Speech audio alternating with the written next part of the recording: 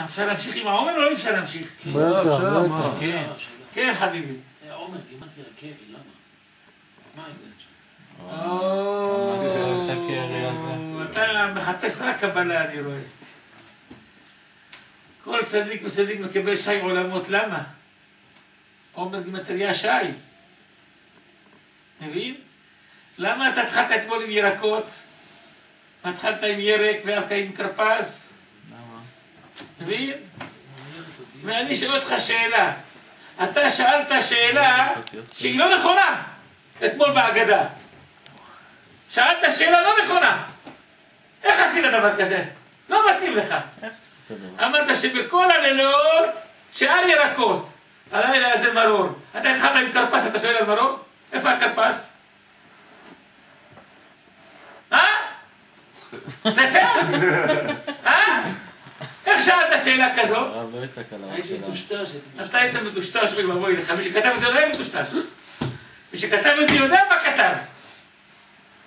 כנסת הגדולה תקנו את ההגדה הזאת. אבל למה לא שאלת אותי, או שאלת את הילדים שלך, או שאלת את רבך, למה לא שאלת אותו? למה אני קורא פה שבכל הלילות שאר ירקות, הלילה הזה מרור, הלילה הזה קרפס הוא מרור. איך לא שמנו לב? לא שמתם לב. לא נעים.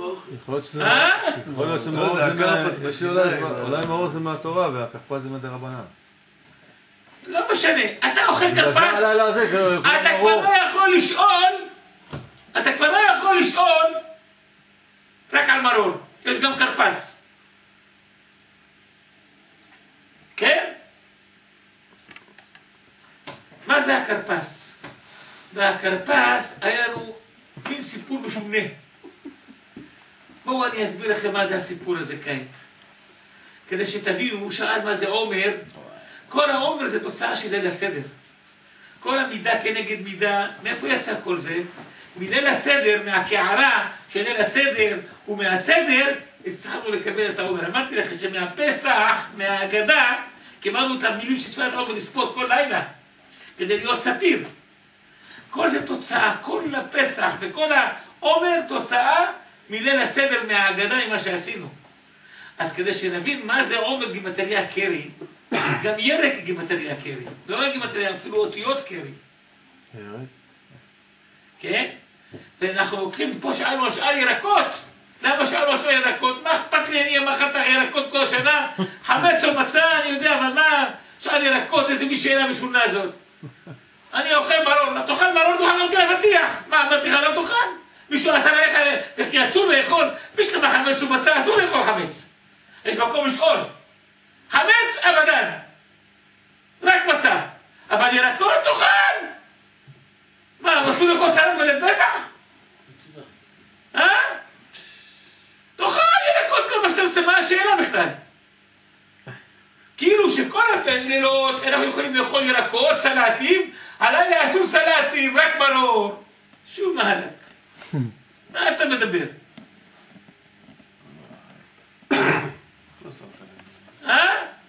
מה השאלה בכלל? כדי להבין את זה, ולהבין מה זה הקרפס, אני אסביר לכם משהו.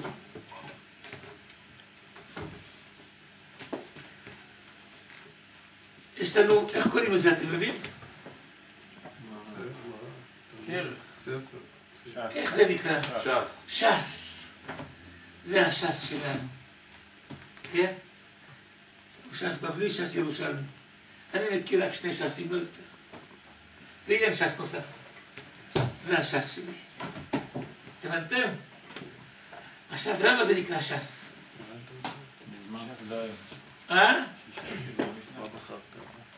הגמרא אומרת במסכת סנהדרין, במחשכים מושיבני כמתי עולם, זה תלמוד בבלי.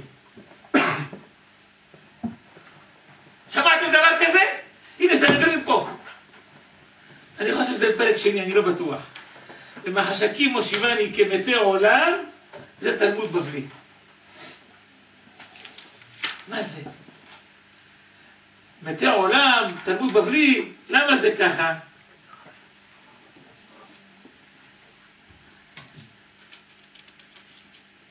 אני חושב שזה פה. לא חשוב, זה פה צריך להיות באיזה מקום, בפרק שני. השקים הושיבני כמתי העולם זה תלמוד בבלי. למה? מה הסוד הזה של זה ככה? הש"ס שלנו מבטל דינים. לכן יש בו קושיות, כל הקושיות במצד הדינים. קשה. מבינים? למה? אנחנו נגזר עלינו חומר ולבנים, על אבון הקרי של אדם הראשון. כבר הסברתי לכם את זה. שאנחנו אבותינו היו מסיים 400 שנה צריכים להיות על מה? לתקן את הקרי של אדם הראשון. שאנחנו הנשמות של הקרי. לא הסברתי לכם? שאנחנו גלגולים של אנשי דור הפלגה ודור המבול, שזה מהקרי של אדם הראשון. לכן נגזר לנו 400 שנה של מה לעשות? בחומר ובלבנים. אומר בזוהר, אז לא היה להם ברירה רק חומר ולבנים. כשיצאו לפני הזמן, איך מתקנים אותו? בחומר דקל וחומר, ובלבנים דליבונה דאורייתא. זה חומר ולבנים.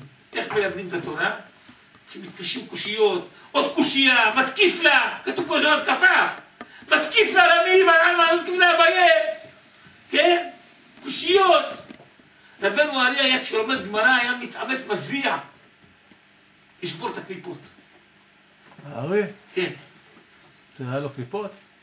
את הקליפות שיש בעולם. שיש, כן? לשבור אותן על ידי הלימוד. מבינים? למה? זה התיקון של הקרן. לכן, הדין הקשה הוא נקרא ש"ס. למה? הדין הקשה בקבלה זה עוד שין. שין, כותבים אותו שין י' נ'. וזה כוונות שבכללים בקרפס. קרפס גימטריה שין. שין י' נ'. זה גימטריה קרפס. מבינים? זה סוד גדול בקבלה שאתם לא יכולים להסביר אותו על רגל אחד. אבל זה גרק, וזה תיקון של הקרי. עכשיו, כשאנחנו חוטאים בחטא של הקרי, זה השורש שבו חטאנו, בר מינן, כמה שזה גורם נזקים עצומים לנשמה. הרב אמר פעם שתלמוד עולה פלונית. טוב, אמת? אז זה מחפר. הכל לשבור את הקליפה. מבינים? עכשיו אני אומר סוד של ש"ס, כי קרפס גימטריה ש"ס. הבנת? וזה הסוד של שאר הכוונות, אני אומר לכם עכשיו. וזה הדין הקשה. עכשיו מה עושים? יש לנו קערה עם הסדר, 3 מצות, איזה יופי, ביצה, ביצה זה גבורה, הזרוע זה חסד, מרור, עוד הפעם מרור, פעמיים מרור. כן? יש לנו מפה חרוסת, מפה קרפס. מה זה? מחוץ לקערה שמו כוס עם חומץ. וצריך אדם לקחת את הקרפס, ללכת לחומץ, לטבול אותו בעומק, שהיד שלו תיגע בזה ממש, ולברך האדמה ולאכול אותו. בשביל זה עושים נטילה קודם, בלי ברכה. כן? לא ככה? שכחתם מה עשיתם בלילה? כן, כן. יפה. הגמרא שואלת, בשביל מה לוקחים את הקרפס וטובלים אותו בתוך החומץ? אומרת משום כפה. יש כפה, יש תולעת שנקראת כפה. מבינים? והכפה הזאת, התולעת הזאת, היא מזיקה לבן אדם, לכן צריכים את הקרפס לטבול אותו בתוך החומץ, כדי להרוג את התולעת, ואז אפשר לאכול אותו. זה סודות. כל זה סודות. הקרפס זה הדין הקשה. אין הדין נמתק אלא בשורשו. אתם יודעים איך מרפאים בן אדם שהוא חולה לפני שיהיה חולה? נותנים לו חיסון. אתם יודעים מה זה חיסון? זה המחלה. לוקחים את המחלה עצמה, נותנים לו קצת שהגוף יוכל להתגבר. עכשיו כשתבוא מחלה בפועל, כבר הגוף יש לו נוגדנים. יצר נוגדנים. הבנתם?